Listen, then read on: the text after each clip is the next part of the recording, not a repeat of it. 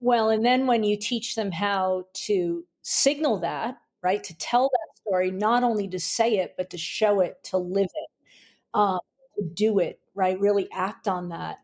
Um, it was it puts the power of the brand in their hands and they become really great brand stewards. There's nothing more exciting than when uh, your client gets better at telling you what on brand looks like than you are. You know what I mean? Then they really own it. And it's really, really exciting to be able to see our clients really. And I think this is always really exciting in the nonprofit space when people understand that their brand is really a key asset of their organization that can help leapfrog them forward. You know, nonprofits are always, no matter how big or small, they're always trying to get as much bang for their buck as they can. They want to be good stewards. And really investing in a strong brand story really helps them connect to their customers so much more effectively and create a consistency of message that really can shoot right to the heart, right, really connect right to the heart and the mind in a way that is so powerful.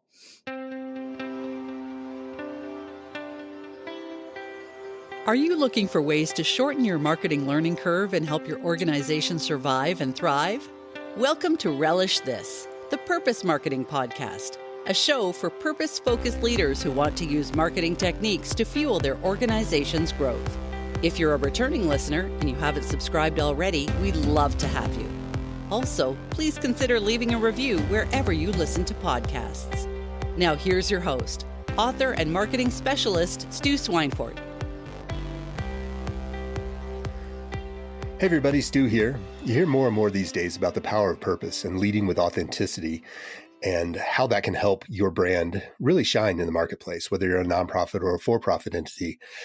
My guests today are Cristina Ferreri and Cheryl Farr, and they are both part of Signal CSK, brand partners, and Cheryl's actually part of another organization called Logic Everyday Community, and they're doing some really, really cool things with brand positioning. And most nonprofits and many for-profit organizations don't really think about brand positioning and how much it is an effective way to help reinforce the story that you're trying to tell to do more good in the world.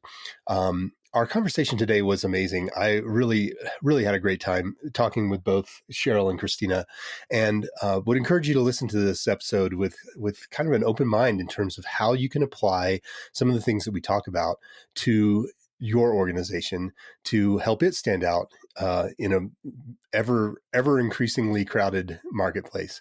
So here we go. Cheryl and Cristina, how are you today? Doing great, Stu. How are you? I am fantastic. Thank you so much for joining me. It's a real pleasure to have you both on the show. I'm looking forward to chatting with you about brand positioning and how important that is for people who are trying to do more good in the world. Absolutely. Well, glad to be here, Stu. Well, tell us a little bit. You have three organizations that you primarily are focused on. One is Signal CSK, brand partners. The other is an organization, a nonprofit called Logic, and a third organization called Moose International. So I'd love to get a feel for all of those great things that you're doing and learn how they came about and what amazing things you're doing in the world. Sure. So our organization is Signal CSK Brand Partners. We are a brand strategy and creative firm focused on brand strategy and marketing strategy and business strategy and how those intersect to really help businesses, both for-profits and nonprofits, take a great leap forward in their business. We've been in business since 2009, based here in Colorado, now virtual, like so many others. We actually, Cristina and I actually met before that. We've been working together for about 15 years. Yep. Started our agency in 2009, as I said, as part of a larger agency called the CSK Group, which is where you get that Signal CSK from. And we really met prior to that at an agency in Arizona where we met and bonded over the idea of strategic signaling and branding, really how you represent yourself and what kinds of signals that you send through your visuals, your verbal messaging, your tone of voice, your environmental experience, what kinds of signals that you're sending cognitively Mhm. about your brand and your story. So we really bonded over that, and the It sort of was love at first sight. it was love at first sight. That's exactly right. Christina, do you want to say any more about that? Yeah, so I'm a designer at heart. That's what my training is, but I had a real strategic backbone to that, and I never understood the idea of following a trend. And so when Cheryl and I kind of crossed paths and when we met, it was just love at first sight about this idea of really using strategic foundation to signal perceptually what you were trying to own. And we bonded over that. And the rest is a little bit history. And it was a great pairing. I come out of, I'm a writer by trade and an editor by trade. Love to copyright, but I'm really a brand strategist. And Mm. so Christina brought that that visual thinking. I brought the verbal thinking. We both are strong on both sides of that equation. So we really complement each other and have really been able to build a really strong brand building discipline around really helping organizations to identify what's theirs to own, um, and really live it out in everything they say and do, really to drive really clear, consistent messaging and really break away from their competition. Mhm. We use a way of thinking, a lens to process how to help organizations signal what they stand for. We call true, meaningful, and different. What is uniquely true about you as an organization? What is most meaningful to your target audiences, those you have and those you want, and what makes you dramatically different from your competition. And when we think about competition, and yes, nonprofits have competition, right? We're always competing for mind share, wallet share, and heart share. So not only your direct competitors, but sometimes your competitor might be doing nothing, right? Mhm. Maybe people aren't participating at all and you're trying to invite them in, whatever that looks like. And we use that lens to really get to the real sweet spot of what a brand stands for. And what And we we've been found, able to, oh, I'm yeah, sorry, Cheryl. no, you go. We found that we're able to do that so dynamically across almost any medium, whether that is print or digital or environmental or experiential. The signals really drive that experience at all touch points. And it kind of doesn't matter what the expression is as long as you're intentionally managing those perceptions. Yeah. And what we found is that organizations really love that formula because it Mhm. allows them, it makes a lot of sense. In some ways, it's a really simple formula that really what we're doing is reaching in and able to help them articulate um, a story that they haven't been able to articulate previously, to sort of articulate what makes them special and what purpose really drives them, Mhm. in a way that they haven't been able to do before. So it's not layering on story. It's really getting to the authentic heart of who you are and what you care about most. And And so many really, of our, I'm sorry, Cheryl, keep going. helping organizations raise their hand so that people who will resonate with what they have to offer can find them. Mhm. And so many of our clients have actually said that we've been able to tell their story in a way that was even deeper and more than they were ever able to articulate themselves. And I think that's because of that formula that becomes really powerful.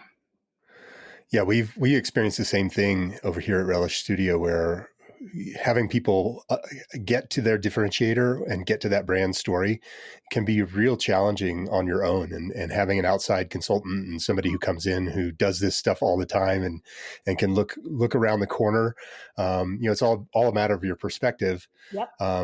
But digging out those differentiators can be a real challenge, particularly in that purpose-driven space, because so many purpose-driven people in the nonprofit world or just in general, are fairly modest, I guess. Yeah. And so getting people to talk about themselves is hard enough, and then getting them to recognize where they're amazing, or at least be able to articulate that is such a it's so hard to do on your own. So having people like you out there helping organizations figure that out is just fantastic. Well, and then when you teach them how to signal that, right, to tell that story, not only to say it, but to show it, to live it, to do it, right, really act on that.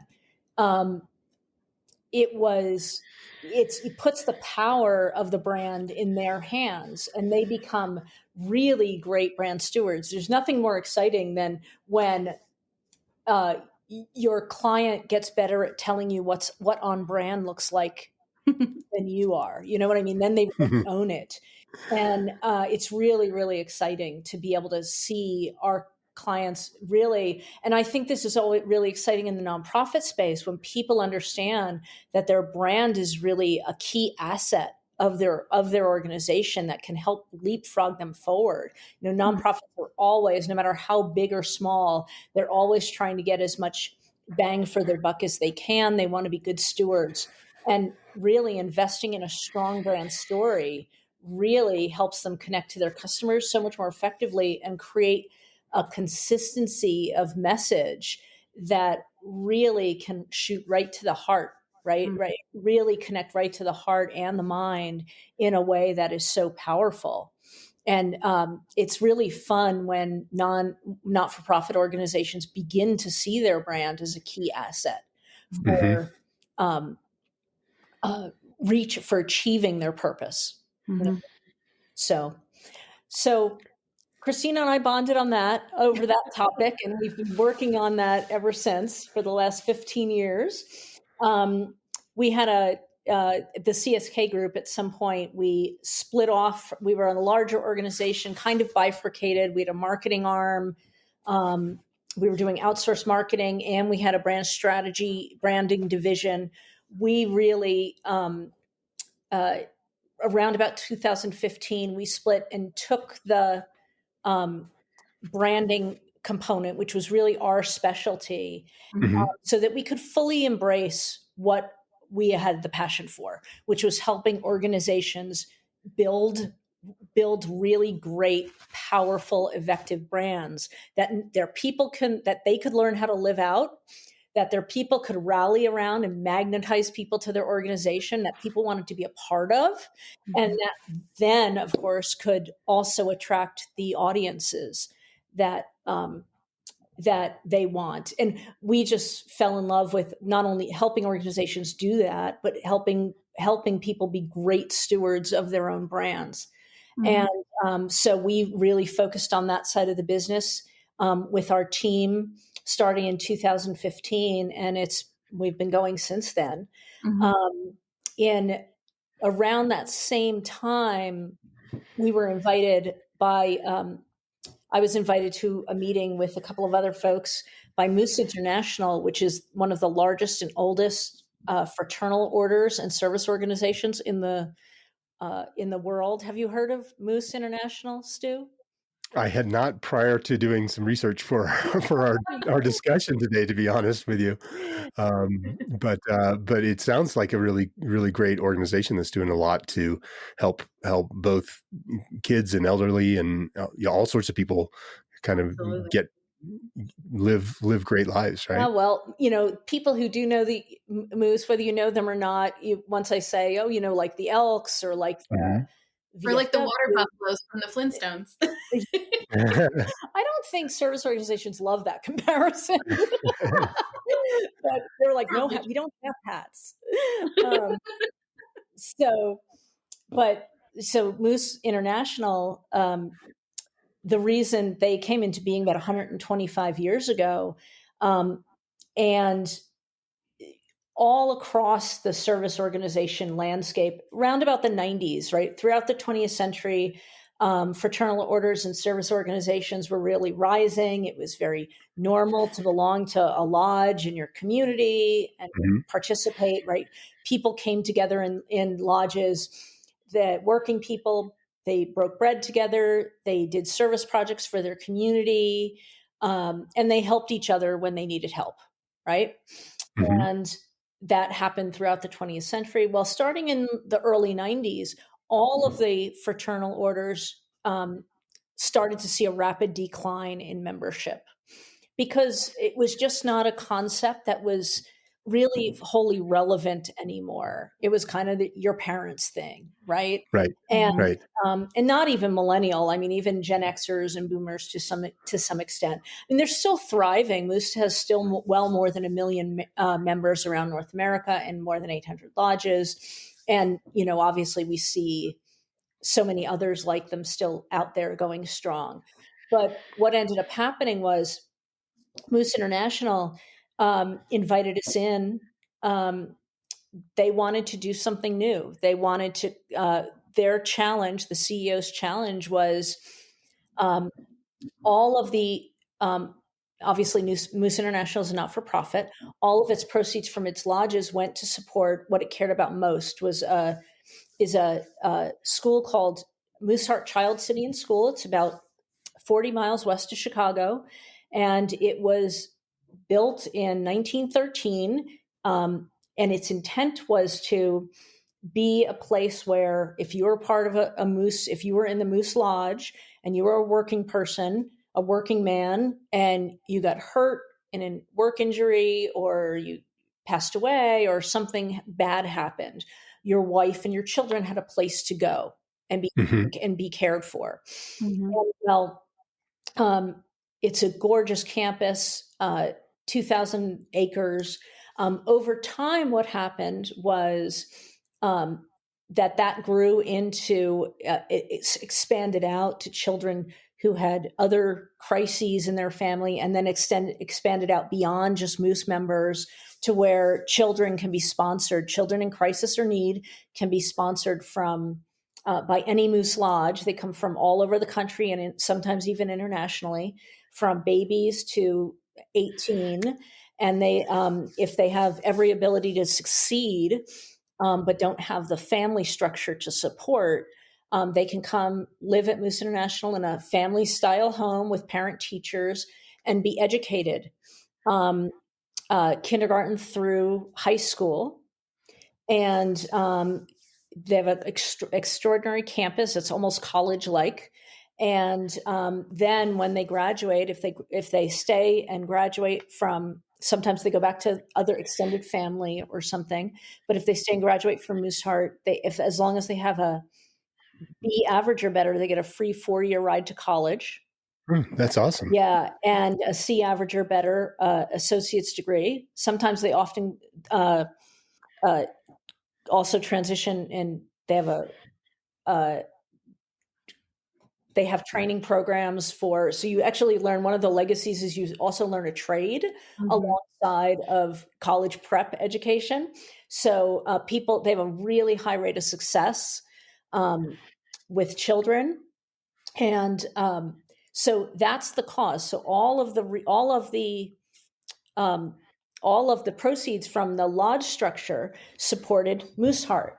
And the CEO came up through Mooseheart. He was a parent teacher, then the principal of the school, superintendent, and now CEO.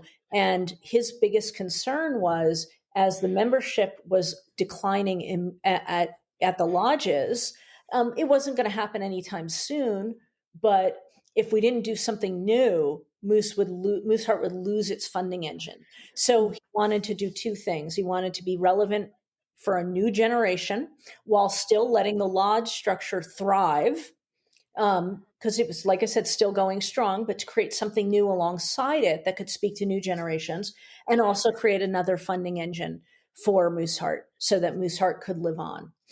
And so on behalf of Signal, I was there, and we spent about a year doing a bunch of research, and we came back and we said to the CEO, well, everything that Moose has cared about for 125 years, which is really helping working families thrive, come together, be social, break bread together, do good things for their communities, helping children grow into healthy, productive, happy citizens who participate in their communities, and helping each other out when the chips are down, those things still matter. Mm-hmm. In fact, they matter more than ever, right? Yeah. And this was about 2016. And we said when Moose came to be, it was really at a dramatic sea change when people were moving out of sort of small town agricultural work into manufacturing in big, big, big droves, right? Mm-hmm. And we said, well, we're at another sea change. People are moving into on-demand, independent employment. And so we believe there's a way to reinvent what Moose is about in a whole new business model. And we Mm-hmm. called that Logic Everyday Community, LODGIC, a Logic Everyday Community. And what Logic Everyday Community is, it's not a membership organization like the Loyal Order, the Moose. It is a intersection of co-working, childcare, restaurant, and events all in one integrated business model. We sit in a community. It is a nonprofit, but it presents as a for-profit, right? Because we behave like a for-profit. But what we do, all our proceeds go to support the things we care about, reinvested, obviously, at Mooseheart and Mm-hmm. into local causes in the communities in which we live. It's a really cool model built for how people live today, probably even more resonant than ever post-pandemic or soon to be post-pandemic. People can use any piece they want, right? Every line of business is optimized to perform, to compete in its community. Our restaurant in Louisville, Kentucky just got voted best new restaurant in the city. We have coworkers who just come in and co-work. We have parents who just drop their children off at childcare. Or you can use them in an integrated model. You can work and drop your child off. You can come and book events with us. So it's a model meant to flex with whatever you need in any given day, and then you can switch it up tomorrow. It's a super cool model, really creates a new sense of community, but in a very modern fashion, very hospitality forward. We're able to serve people in co-working in a way that we normally couldn't. Because we have such a hospitality infrastructure around them, so Yeah. we can take care of them. So basically what ended up happening, we built 3 locations, actually 2 during the pandemic. So we have 3 locations. And then I led the development of that. So we came up with the concept for Moose, and the CEO said to me, well, now you have to go build it. I said, oh, okay. So we led the teams. Cristina and I led the team that built the first location, designed and built, brought together all the experts in each category to build, design and build the first concept and to launch the first 3. And then in 2019, the CEO asked me to step in as CEO of Logic. And so I was able to do that because Cristina had done such a wonderful job excelling, and she really stepped into the number 1 seat at the agency while I stepped over to Logic to run Logic as CEO.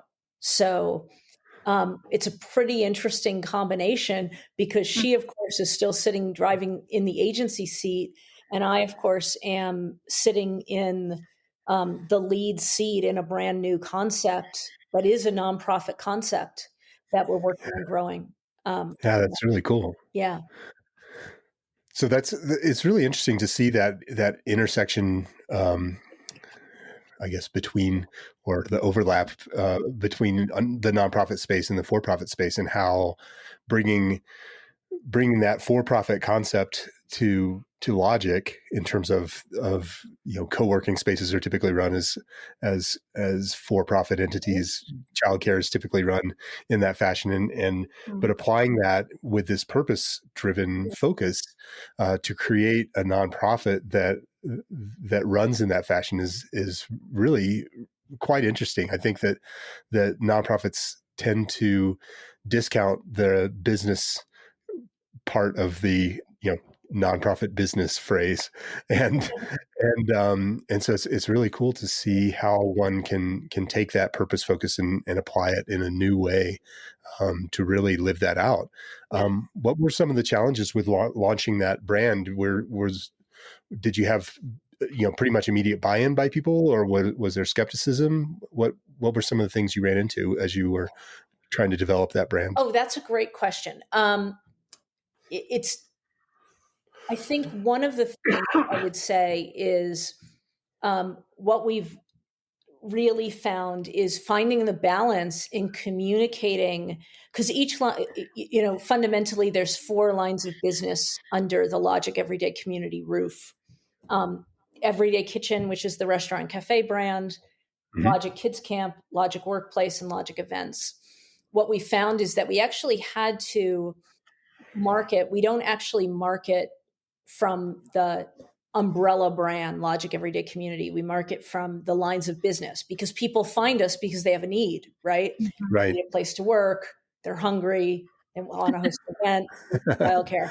And then what happens is they come in and they discover what else there is. Right. They plug in. And they discover the purpose behind it, right? Yes. Because that's one of the things that I think is the most beautiful about Logic's concept. And we heard this from the very beginning is, I can buy a cup of coffee at Starbucks and it goes to the big corporate entity, or I can buy a cup of coffee that's just as delicious, if not more so, at Everyday Kitchen Cafe and actually do good in this community that's in my backyard or in Mooseheart as well. And so it becomes this, additional created added value where you're buying that cup of coffee anyway. You need that co-working facility anyway, but you can do good at the same time by doing the activities you would normally need to fill. It was a learning curve to figure out how to balance those messages, right? Because in reality, sometimes you just have to tell when you're brand new. You have to say, because people won't come in just because you do good. They'll come in because they heard they can get a great meal, or they heard that we have great offices. But when they discover the purpose side, sometimes early on, it was hard to balance those messages. Sometimes we actually walk too far away from the purpose message, and we've brought that back in because people are so excited. It's a delight when people see what we offer, the high quality of the experience, the customer experience we offer, and then realize, wait, and everything that I spend goes to to do a little good every day. It goes toward not to line shareholders' pockets, but to actually make the community a better place and help kids. That's really exciting. It's like the cherry on the cake, And it keeps them coming back. Yeah. Yeah, for sure. Yeah. I mean, I love Numinos, but I also love the fact that, that 100% of the profits go back to charity. So it's like, I get to eat my cookie and have it too. It's so exciting. I think we're living in a time where you don't actually have to it's not the same kind of thinking anymore of like, am I a nonprofit and do I live in this bucket, or am I a for-profit and do I live in this bucket? In reality, those things are starting to blend, right? Where you actually have for-profit businesses like Tom's Shoes and Warby Parker who are actually taking a good chunk of their proceeds and doing good with them, right? Things like that. And you have nonprofits who are stepping into a consumer space. And I think really the unifying factor is this idea of being purpose driven. People want to participate. Consumers want to participate with brands that are doing good things, that exist for a reason, beyond simply making money. And by the way, employees do too. Yeah, absolutely. It's really cool to see how that shift is happening here, and it feels to me that you can kind of hang that on the Gen Z or the millennials or something. So one of those generations is kind of like, okay, well, this new generation that's coming up has this kind of baked in ethos where they want to shop from with brands that are doing something more than just, selling them a t-shirt or whatever it is. Yeah. But they want to, I think it's trickling up in that capacity to, to the Gen X, generation, as well, where it's like, well, yeah, why do I have to keep doing business as usual? And I think we're seeing that more and more, particularly as we're coming out of these multiple challenges that have been facing the world over the last few years. There's just a new way of thinking about business, and it's really fun to see. And and that's where employees have choices now. They can vote with their dollars, energy, and and talents, and people want to be a part of something that they feel like is meaningful, and that feels like it has a bigger driver. Right now, sometimes, and Logic is fundamentally in the hospitality business. It's been a tough business, a tough couple of years, and for hospitality and childcare, and people, sometimes there needs to be a reason to put your feet on the floor and work in a really tough environment, right? It's been a tough environment for hospitality and restaurants and childcare. But having something that that you're doing that's bigger than, that has a bigger purpose behind it, and a bigger heart behind it, and a bigger vision is really powerful, being part of that vision. And I think honestly, this is where I think we're seeing this drive toward purpose. Whether you're a for-profit or a nonprofit, how are you articulating your purpose and really owning it in a way that is yours uniquely to own, and really rallying your people around it? Because I think I've been saying this for a while. Christina's heard me, but I think it's more true than ever now, that we almost live in a post-consumer world. Your employees are simply early adopters of your brand, right? If they're not in love with your brand and your purpose, how in the world can you expect customers to be in love with it, right? They're the ones spreading contagious enthusiasm for the brand. They're the ones who are showing up every day and doing the hard work and making things happen. And that is contagious. And if they're really passionate about it, that will make its way to your audiences, right? Right. And so I think in some ways, when you brand, you're branding for the inside and the out. And that's where I think when nonprofits really leverage the power of brand, it's such a powerful tool for leapfrogging your organization forward, because it works from the inside out.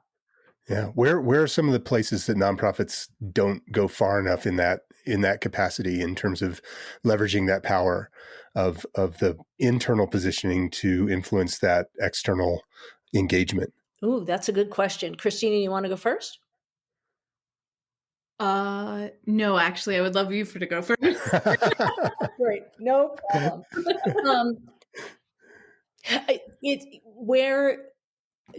It has to start. You really need to have your full management buy-in, right? It can't just live in marketing, because if you don't have the full organizational buy-in and it's just perceived as a marketing initiative, it doesn't get ingrained throughout the whole organization.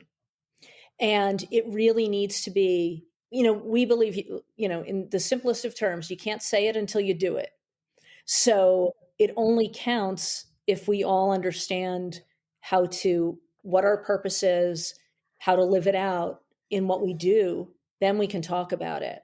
So when it really takes root across the whole organization, and everybody's excited about what the brand stands for. Years ago, we did a branding exercise for a university. We've done some university work, and we would go in and we do what we call brand roll-in trainings, right? Where you're teaching the organization, you're teaching everybody to learn the brand. Some of the most powerful enthusiasts who couldn't believe they were invited, but were so important advocates for the brand, were the facilities folks, the people who were keeping the place clean and making sure that it was welcoming and everything was working. So often, because when people come to a university, 9 times out of 10, the person that the prospective student and parent is walking up to and asking for directions is a facilities person, or Right. and often those are your longest standing employees, and they have strong affinities for the brand. And so if it's not lived out in how you're directed to your welcome tour, how can it stops there. And Right. so when you can really bring the brand to life across the entire organization and everybody understands that they have a critical role in it. That they're the brand champions just as much as the top of the chain as well, because that's where, behavioral signals really come in what we do. And kind of some of our philosophies is how can your behaviors, how can your everyday movements actually affect the brand and affect people's experience of the brand?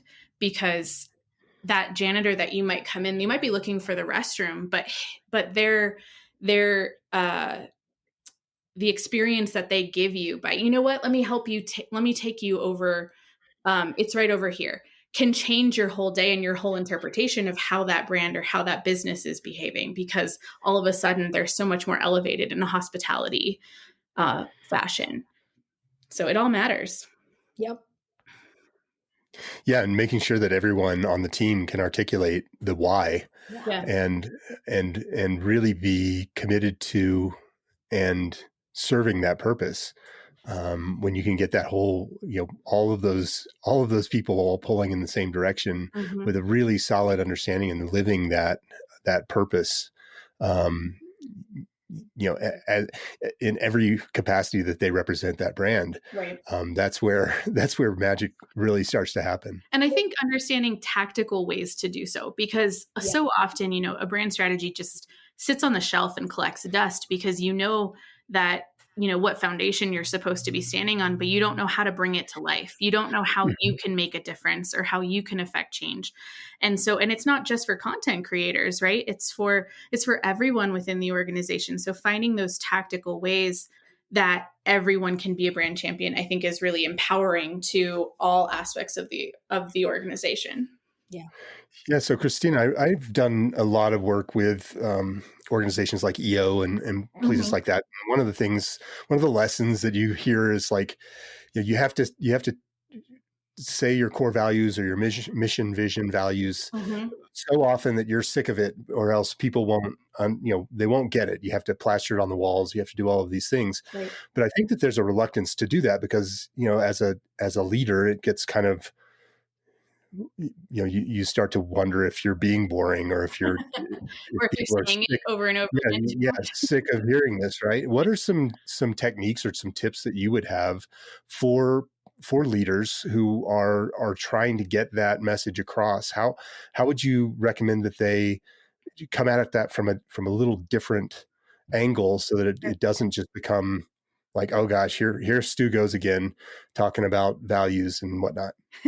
Well, I think it's about identifying how do you signal that to someone else without just saying it, right? Because I can say, hey, you should trust me. But if I'm not behaving in a way that demands trust or that earns trust, then, you know, it's just words, right? So I think it's starting to dig into what are the qualities of behavior and how I speak and how I express myself that start to live out those values, right? Like one of the biggest and most important parts to Signal is how we create quality customer relationships. And how we do that is by making sure that they always know what's happening and what's coming, that they have more than just a, client relationship, but we actually have more of a friendship, more of a long-standing relationship. And that creates that owns that perception for us of honest, mutually appreciative partnerships, because that's what's really important to us. That's what we pride ourselves on. So I think it's going beneath the words to how do you make someone feel that. That's the core of what we do, and it it stands for seeing the world in a whole new way, because you can see what everyone's signaling at all times, because we're all doing it, regardless of whether we know it. We're sending signals. And sometimes, Stu, organizations are doing it because it's who they are, but it's Mhm. so ingrained that they haven't articulated. They take it for granted. Right. Yeah. Right. Right. That's the part where you can see something that they can't see. Right. And I can't tell you how often we an organization, right, its DNA or its culture is so strong in certain ways that they don't even realize it, and you point out, look how special this is, Mhm. and they are like, oh well, that's just what we do. Right. Yep. And you're like, people value that matters, or and when you can really own that and surface that and push away the stuff that's not really that differentiating, right? Yeah, find a way to cut through the noise, right? Like I've Yeah. recently started taking my dog to PetSmart's doggy day camp. And I mean, we've worked with PetSmart in the past, and I swear from all the times I've worked with them before, I don't remember them doing this, but maybe they did. They end every phone call with, tell Gracie, who's my dog, tell Gracie I said hi. And That's makes awesome. me smile so much every time I see it. And that is a signal that tells you they care. They don't have to tell you they care. They don't have to Yeah. plaster that on a wall. They have specific behaviors built into their processes of how they, like, I'm sure it's in a manual somewhere, right? That end the call that way, because it makes the customers feel cared for. And That's the show don't tell sort of exactly. mentality. Yeah. Exactly. And finding those threads is really a powerful mechanism to demonstrate what's really important to you. Because, right, marketing is a promise, right? It's the beginning of the journey for the customer, right? You're making a promise. And how does that promise get fulfilled? So when you can create a straight line, even if the customer doesn't say it, they just feel it, right? They just, like Christina's wonderful example, even if you just feel it, right? You get that that becomes such a powerful, she's not going to go to Petco. She's going to go No, back. Right. it Not that there's literally nothing gives me wrong with chills Petco. every time I hear it. Yeah. Yeah. And You know what? You know what would even be better is if they said, I can't. Did you say your dog was named Gracie? yeah. Yeah. So tell Gracie she's a good girl. Exactly. Give her Yeah. an extra treat today, Christina. Yeah. I'm sure Gracie would be a loyal patron that way. um, but and we all know that a lot of that is culture. It Mhm. might be in a manual somewhere, but you can't legislate that kind of behavior. People want to participate or they don't. Mm-hmm. Right. Like, that's authentic or it's not, right? Yep. It may be practice, but people have to want to be part of that too. Right. They have to want to be part of that. They have to feel great about doing that. Or they'll go somewhere else. And I think for nonprofits, you know, our loyalty relationships are so powerful. What do we know? Is that our competition is stronger than ever for nonprofits. Mm-hmm. Have to stand out. People move around in ways they didn't before. Between, they move between things they care about, different chapters, and so how do we create those bonds and create really personal engagements and really create, it can be tangible or intangible value for and relationship with, whether it's donors or whether we're engaging them through some sort of product or service offering or whatever that looks like. It's the same, in some ways it's this, we believe it's fundamentally the same challenge, whether you're a B2B, B2C, or not-for-profit organization, that everybody, you've delved into, at least the companies we work with, everybody wants to do something and wants a reason to get out of bed that's bigger than simply making money and Mm-hmm. lining shareholders' pockets. And every business has tangible and intangible goals, right? Financial goals and non-financial goals. Right. And so I think when nonprofits start to think like purpose-driven brands and for-profits start to think like purpose-driven brands, those they start to look more alike. The business structure doesn't matter so much, right? It's how do you engage an audience and how do you keep them engaged, because you're in a relationship that everyone values. Right. Right. Who do you think's doing a really good job of this at this point? What are some of the brands that you think are doing a great job of kind of living that purpose and that's leading to the ends that they have sought out to accomplish? Oh, that's a great question. Do you have one, Christina? I'm trying to think because I mean, there's the obvious ones, right? Like Tom Shoes, or like some of the ones, Cheryl, that you mentioned earlier. But I'm trying to think outside of that box. I think honestly, I think Subaru does a great job at this, right? Subaru, they're really clear about how they care about being good stewards. How they really care about their customer, how they really care about the quality of their product, and how they invoke loyalty in a way that creates extraordinary passion. And extraordinary passion. And Subaru has become an identity brand. Mm-hmm. And it's such a powerful identity brand, but because I think, it's associated with a way of life. I wanted to say a lifestyle, but that seems too shallow, right? A way of life that really, but it's a brand that makes it clear. They sort of do a nice job of standing apart from the big giant corporate crowd and really being very clear about how they care. It seems like there's an authenticity there that may be missing from some of the other brands as well. And I was just thinking about they seem to know their audience and have as much care and thoughtfulness about some of the things that audience desires. Yep. I'm just thinking of like it seems like in the last couple of years they introduced this whole dog line of stuff. Yep. Which that's kind of a running joke up here in the Netherlands area, is like a Subaru in every driveway and a dog in every Subaru or something like that.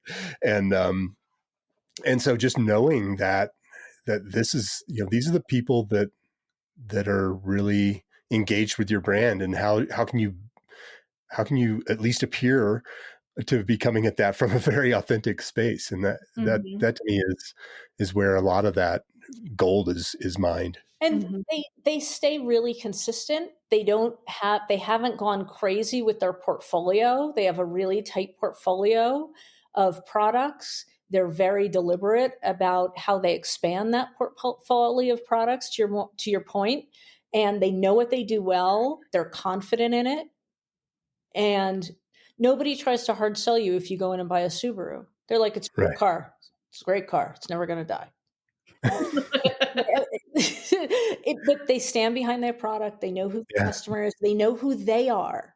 Yeah. They know who they are. And they're it's like they stay in their lane. Yeah. And to your point, they broaden that lane sometimes, but they do it with deliberateness. They know where to go and where they're just not interested in going.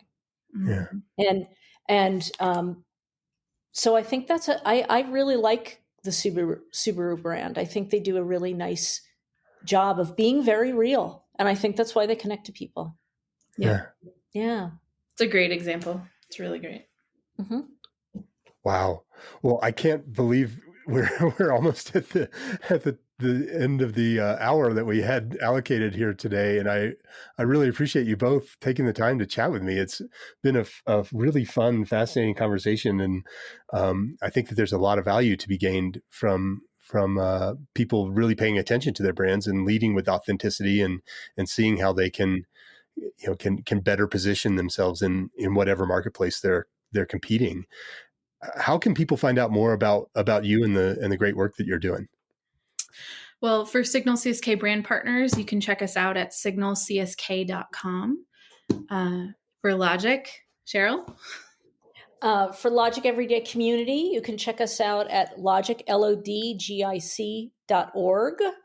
And we have 3 locations right now: Champaign, Illinois, Madison, Wisconsin, and Louisville, Kentucky. If you're in one of those areas, please come visit us, and hopefully more Logics near you soon. So, yeah, that would be fantastic. It sounds like such a great model, and I'm excited to see how it continues to expand, particularly as people start to get more comfortable going back to some sort of work environment.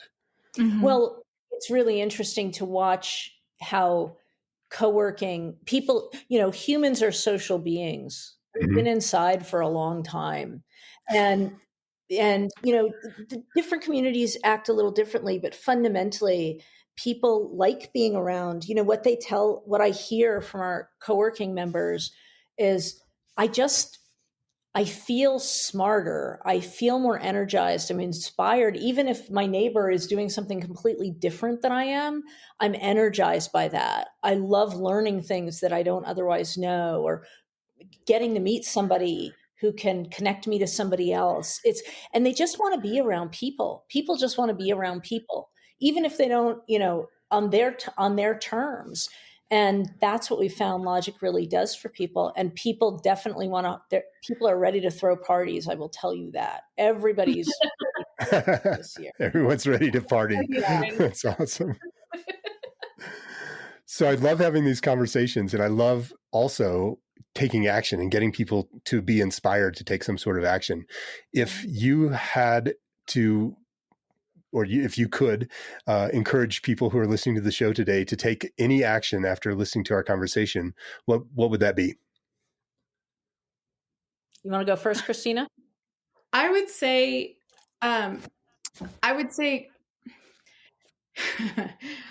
go out and, really take some time to think about what purpose you're chasing, what's at the core. Because this sounds so Hallmark, and I hate that I'm saying this, but we all are just thirsting to get out, right? We're all just trying to mean something and to matter. And so I would invite you to dig into your purpose and really live it out loud. Yeah. I would invite people to look around, right? And look at the brands that they engage with, whether they're for-profit or nonprofit, in a new light. Ask yourself, right? I believe in object lessons. What does what does this brand stand for? What is it authentically about? Do I understand what it's authentically about? How does that apply to what I'm doing? Right? What can I learn from brands that I really believe in and brands that I don't? And then how do I take those lessons and apply them? Because it's really exciting. It's just really exciting to talk about Subaru. And we really zeroed in on the fact that that's a really authentic brand. And it's something we don't talk about a lot, but you feel it. Yeah. And those brands are really inspiring. Brands like that are really inspiring. And, how can you look around, think about the brands that you engage with, who's doing that really well, and what can you bring into your own world from that? The more authentic and real we can all be, the happier the world is, right? I agree. Yeah. I agree. Thank you both so much for being on the show today. I really appreciate it. And I'm very excited to share this with the world and see how we can help more brands get purpose focused and do more good for the world. Me too. Thank you so much for having us, Stu. Thank you. Bye-bye. It was a pleasure. Bye. Thanks. And there you have it, another great episode of Relish This. Thanks again for listening. You can find past episodes of the show at relishthis.org. And remember, if you liked what you heard today, please subscribe and leave a review wherever you listen to podcasts. For more information on purpose marketing, grab your free copy of my book, Mission Uncomfortable: How Nonprofits Can Embrace Purpose-Driven Marketing to Survive and Thrive. Get your copy now at missionuncomfortablebook.com. Thanks again for listening. Come back next week, won't you?